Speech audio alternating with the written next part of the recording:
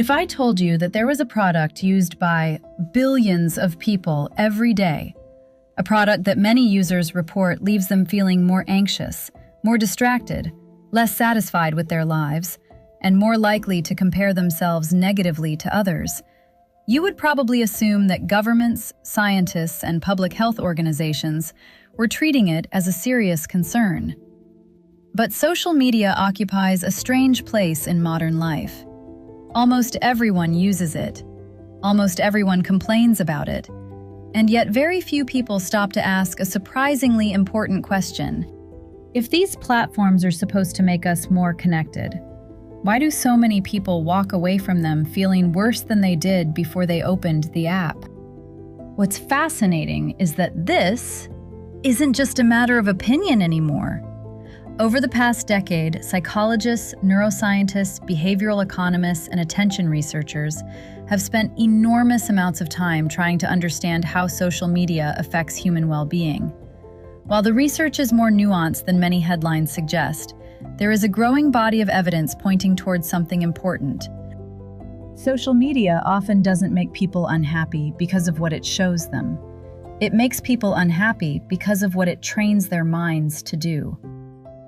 To understand what that means, imagine the following scenario. You wake up on a Saturday morning. You get a decent night's sleep. Nothing is particularly wrong. You make coffee, sit down on the couch, and absent-mindedly open Instagram, TikTok, or whatever platform you use most. Within a few minutes, you've seen someone showing off an incredible vacation, another person announcing a promotion, a fitness influencer with a perfect physique, a couple celebrating their engagement, a 23-year-old entrepreneur claiming to have achieved financial freedom, and someone documenting what appears to be an impossibly productive morning routine. Now, here's the interesting part. At that moment, your life hasn't changed at all. Your relationships are the same. Your finances are the same. Your opportunities are the same. Your future is the same. Yet millions of people report feeling noticeably worse after exactly this kind of experience. Why? Because human beings don't evaluate their lives in isolation. We evaluate our lives relative to other people. This idea comes from one of the most influential theories in modern psychology, social comparison theory, first proposed by psychologist Leon Festinger in 1954. The theory suggests that when objective measures are unavailable, people naturally compare themselves to others in order to evaluate their own abilities, achievements, and social standing. In other words, your brain doesn't simply ask, "How am I doing?" It asks, "How am I doing compared to everyone else?" For most of human history, that comparison process was relatively manageable. You compared yourself to your neighbors, your friends, your co-workers, and the people in your community. Today, before breakfast, you can compare yourself to the most attractive, successful, wealthy, productive, creative, and accomplished people on the planet. And that changes everything. One of the biggest misconceptions about social media is that it's showing us reality. It isn't. What it's showing us is a highly filtered collection of extraordinary moments selected from billions of lives. Nobody uploads their average Tuesday, records the 200 failed attempts before the success story. Nobody posts a detailed documentary of every insecurity, doubt, argument, mistake, setback, and regret that exists behind the image they're presenting. What gets posted is usually the highlight, the celebration, the achievement, the polished version. Researchers have repeatedly found that the way people use social media matters just as much as how much they use it. In a large-scale review published in Nature Communications, researchers analyzing dozens of studies found a consistent pattern. People who engage in high levels of passive social media use, meaning they scroll, observe, and consume without interacting, report significantly lower life satisfaction and higher levels of envy and social comparison effects compared to active users who message, comment, or engage socially. One of the most cited findings comes from experimental work showing that even short periods of passive scrolling can measurably affect mood. In one study, participants who spent just 10 minutes passively browsing social media reported significantly higher negative affect and lower satisfaction with their own lives, compared to those who used the platforms actively for communication. And across multiple studies, the pattern stays consistent. The more time people spend as silent observers of other people's lives, the more likely they are to report feelings of inadequacy, envy, and self-critical thinking afterward. Not because anything in their life changed, but because the brain is extremely sensitive to relative positioning.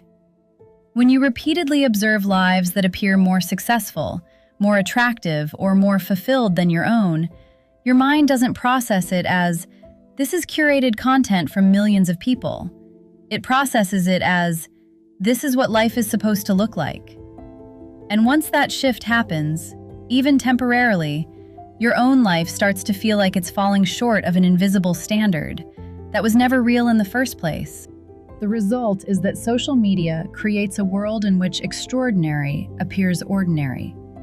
And once that happens, ordinary life begins to feel inadequate.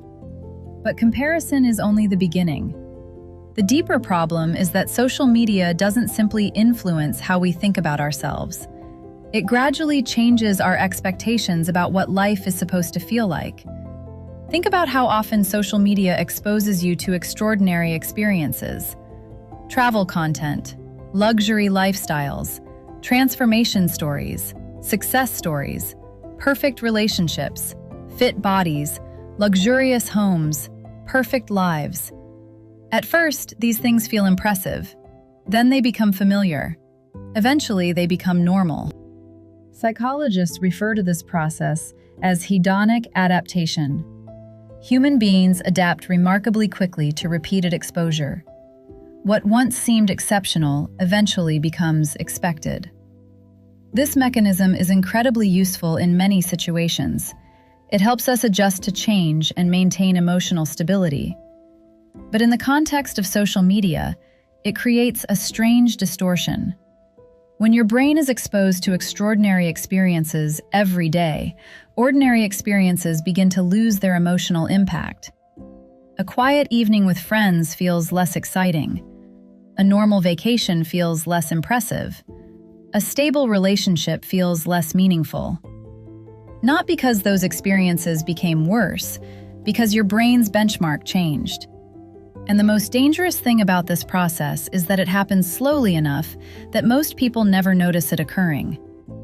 There is another effect that receives far less attention, but may be even more important. Social media is changing how we relate to boredom. For most of human history, boredom was unavoidable. You stood in line. You waited for a train. You sat alone with your thoughts. You stared out the window. You took long walks with nothing but your own mind for company. Today, boredom rarely lasts more than a few seconds. The moment discomfort appears, we reach for stimulation. A notification, a video, a message, a scroll, something, anything. This might not sound like a serious problem, but attention researchers have become increasingly concerned about what constant stimulation does to the mind. Gloria Mark's research at the University of California, Irvine, tracked people's digital behavior in real working environments for over 2 decades.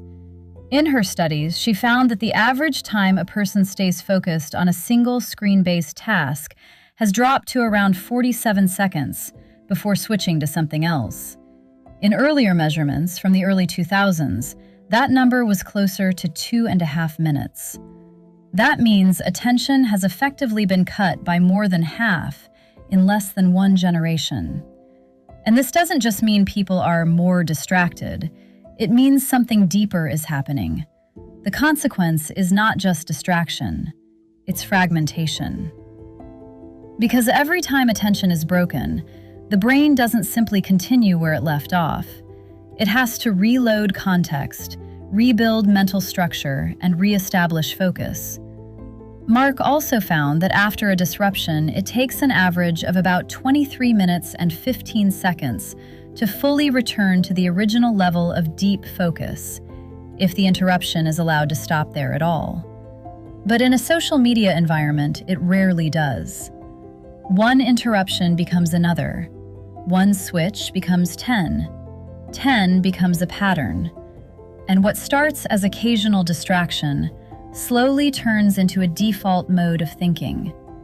Not deep focus interrupted by noise, but noise, occasionally interrupted by focus. Which brings us to dopamine. Few concepts have been more misunderstood online than dopamine.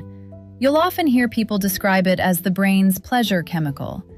But neuroscientists generally describe dopamine as being heavily involved in motivation, anticipation, learning, and reward prediction. In simple terms, dopamine is often less about enjoying rewards and more about pursuing them. And social media is exceptionally good at exploiting that system.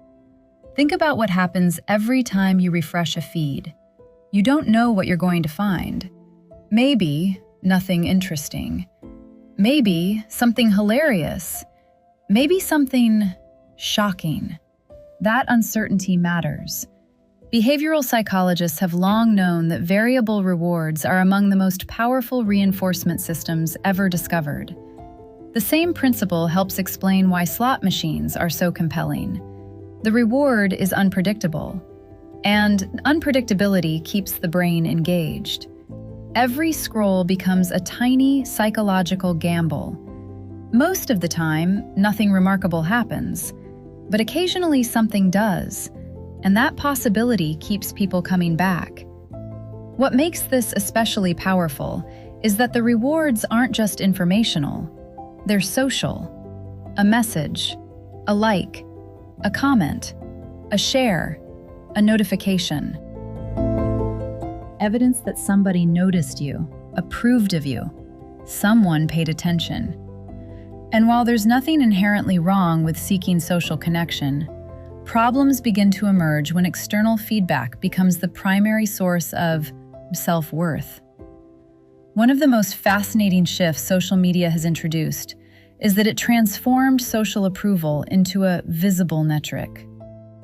For most of human history, social status was difficult to quantify. But now, it's displayed numerically. Followers, likes, views, shares, subscribers. And once human beings are given a scoreboard, it is almost impossible not to pay attention to it. The problem is that external validation behaves a lot like a drug. It provides temporary satisfaction, but rarely lasting satisfaction. No matter how much approval someone receives, the brain adapts. The baseline shifts. The number that once felt impressive no longer feels impressive. And so the pursuit continues. What begins as self-expression can gradually become performance. What begins as connection can gradually become evaluation. And evaluation is exhausting. But perhaps the most ironic finding in all of this concerns loneliness. Because if social media promised anything, it promised connection. Yet loneliness remains one of the most common experiences reported in modern society. How can that be? Part of the answer lies in understanding that exposure is not the same thing as connection. Seeing people is not the same as knowing them. Watching people's lives is not the same as participating in relationships. Being surrounded by content is not the same as feeling understood. One of the most widely discussed experimental studies on this topic came from psychologist Melissa Hunt and colleagues at the University of Pennsylvania. In the study, participants who limited social media use showed significant reductions in loneliness and depressive symptoms compared to those who continued using social media normally. Now, this doesn't prove that social media causes all unhappiness. Human psychology is far too complicated for that. But it does suggest something important. Sometimes, what people need is not more social exposure. What they need is more meaningful social connection. And those are not the same thing. At this point, it's important to acknowledge something that often gets lost in these conversations. Social media is not inherently harmful. For many people, it provides education, inspiration, opportunities, friendships, professional growth, and genuine support. The question is not whether social media is good or bad. The more useful question is this: what kind of relationship are you building with it? Because the same platform can function as a tool, a teacher, a distraction, an escape mechanism, a source of anxiety, a source of community, or all of those things simultaneously. What seems to matter most is not merely how much social media you use, but how you use it, and what role it plays in your psychological life. Are you connecting or comparing? Learning or escaping? Creating or consuming? Building relationships or replacing them? These distinctions matter because social media rarely changes people overnight. Instead, it changes the habits of attention that shape how people experience their lives. And that may be the most important idea in this entire discussion. Social media doesn't need to convince you that your life is bad. It only needs to convince you that your life should look different. Once that belief takes root, dissatisfaction often follows naturally.